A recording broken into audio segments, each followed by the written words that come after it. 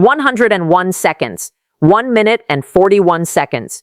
Then it started with a briefcase. Not a folder, not a manila envelope. A metal briefcase. Locked, heavy. Security at the entrance to room 254 tried to scan it. Congressman Thomas Massie showed them a federal court order authorizing the transport of classified financial documents. They stepped aside. Miller watched it come in. His lead attorney watched it come in. Neither of them said anything. But Miller reached for his water glass, touched it, and put it back down without drinking. A small tell. He was more nervous than he looked. He had no idea what was in that briefcase. Dinjirn 41 Ford for Empatia Paniak. The hearing had been running for an hour. Standard contractor oversight, procurement processes, vendor certifications. Miller had been smooth. He knew this material. He cited the Federal Acquisition Regulation correctly, cited it twice.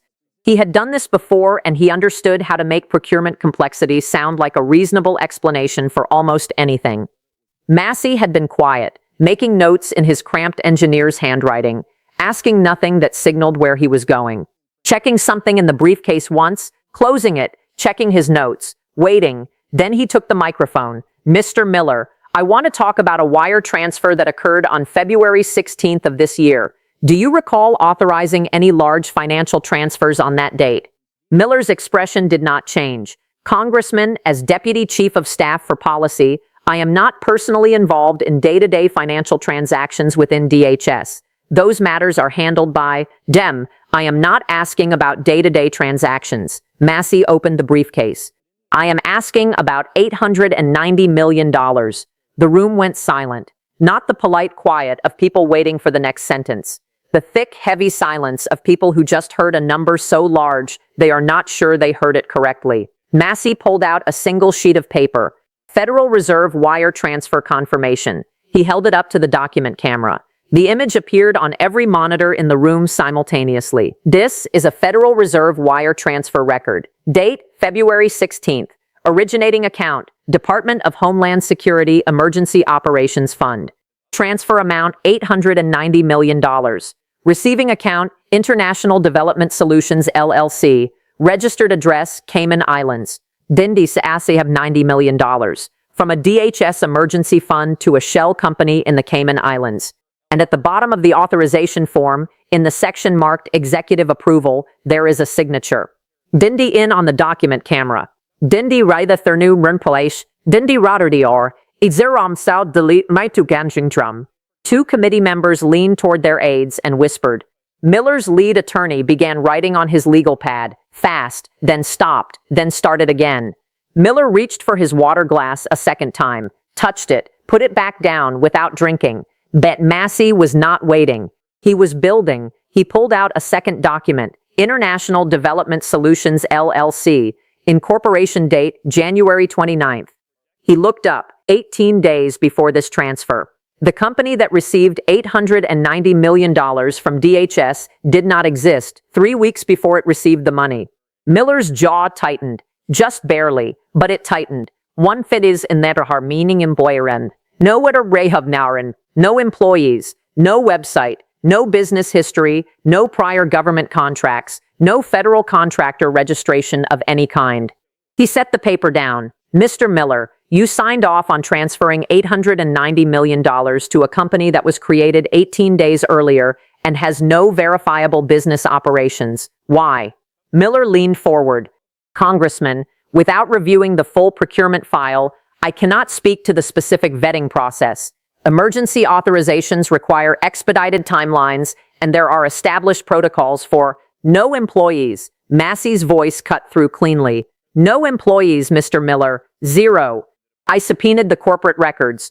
International Development Solutions has never filed payroll taxes, never registered a single employee with any government agency, never submitted a W-2 in any jurisdiction. He pulled out a third document. Dunno, but they did do one thing. 3 days after receiving $890 million from DHS, International Development Solutions transferred the entire amount to 3 separate accounts, $297 million to an account in Switzerland, $301 million to an account in Singapore, $292 million to an account in the British Virgin Islands. All 3 accounts registered to beneficial ownership trusts. meaning the actual owners are protected by international banking secrecy laws. Dinder is sumpin salars fied por minyo pendam wissingham sanklumlan. $890 million in taxpayer emergency funds transferred to a shell company, then immediately split into 3 offshore accounts with hidden ownership. And you signed the authorization. He reached back into the briefcase. Demel di notificit 100. This took some work. Federal subpoena, 3 months of legal proceedings, but 2 days ago a federal judge ordered disclosure of these records. He pulled out a thick stack of papers. Demel di notificit is prepared by the Treasury Department's Financial Crimes Enforcement Network. It tracks the 3 offshore accounts. And here is where it becomes very specific. Dindi semanan targo welai go heavy. He opened it, dibidi seman bin lila tongo hisenden du hanaman nanold. Ilemin bendet. That law firm's client list includes 2 individuals currently under federal investigation for immigration procurement fraud. The Singapore account transferred $89 million to a consulting group incorporated in Virginia. That consulting group was founded by a former DHS official who left the agency in January of this year, 1 month before this transfer. Dinhan, he paused. Let that sit for 2 full seconds. Dinhan Bienen, and the British Virgin Islands account transferred $156 million to a private equity fund. The managing partner of that fund is your former deputy, Mr. Miller, from your first term in government, Dintembles. The room erupted, not with shouting, with the low, dense sound of people realizing they are watching something significantly larger than they understood when they walked in that morning. Massie let it build for 5 seconds, then he held up his hand for quiet. $190 million left DHS. Went to a shell company incorporated 18 days earlier, split into 3 offshore accounts. And within 72 hours, portions landed with a law firm connected to immigration fraud defendants, a consulting group run by your former colleague, and a private equity fund managed by your former deputy, Dinduanening, in Finalabur Pornchan. He set the FinCEN report on the table. Who got paid? Miller's hands were flat on the table now, knuckles slightly white. That small muscle near his jaw was moving, involuntary. His lead attorney was on his feet. Mr. Chairman, these characterizations are entirely without foundation, and my client, sit down, counselor. The chairman's voice was flat. Your client will answer the question. Miller did not answer, and that is when the silence started. Massie looked at his watch, set it face up on the table where the cameras could see it. 10 seconds. Miller's eyes on the table in front of him, not moving. 20 seconds. The stenographer had stopped typing. She was just watching. 30 seconds. Miller's second attorney leaned close to his ear. He pulled back slightly, barely perceptible, but perceptible. 45 seconds. A journalist in the back row set her phone down on the seat beside her. The small sound it made echoed in the silence. 60 seconds, 1 full minute. The chairman leaned into his microphone. Mr. Miller, you are under oath. You will answer the question. Miller opened his mouth. Nothing came out. He closed it. 70 seconds. Massie did not move, did not speak, did not shift in his seat. Dennis seconds Nana 1. His second attorney stood again. Mr. Chairman, we request a brief recess to consult. Denied. The chairman did not hesitate. The witness will answer now. She sat down slowly. 90 seconds. A full minute and a half. Miller's jaw muscle moved again.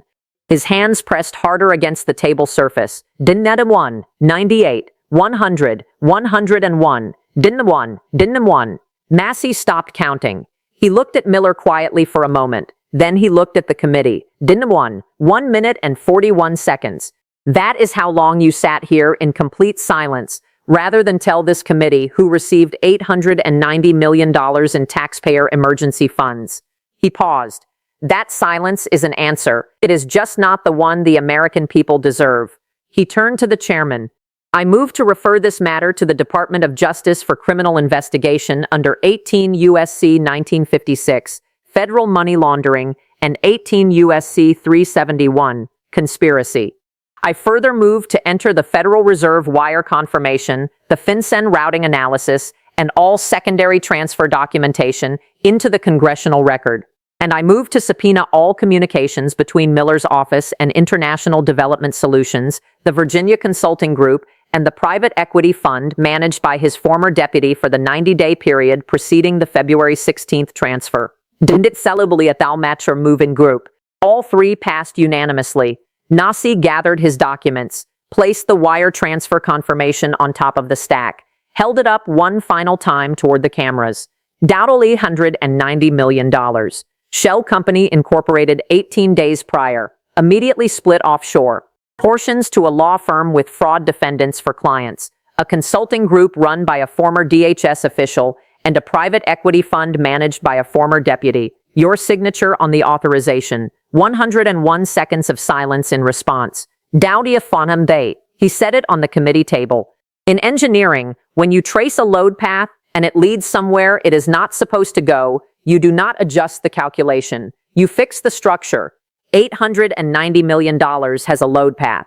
That path now belongs to federal prosecutors. And the names at the end of it are in the congressional record as of this moment. Subscribe now and turn on notifications, because the subpoenas for communications between Miller's office and those three secondary recipients are active. And whatever those communications show about who knew what before February 16th is the next thing this committee makes public.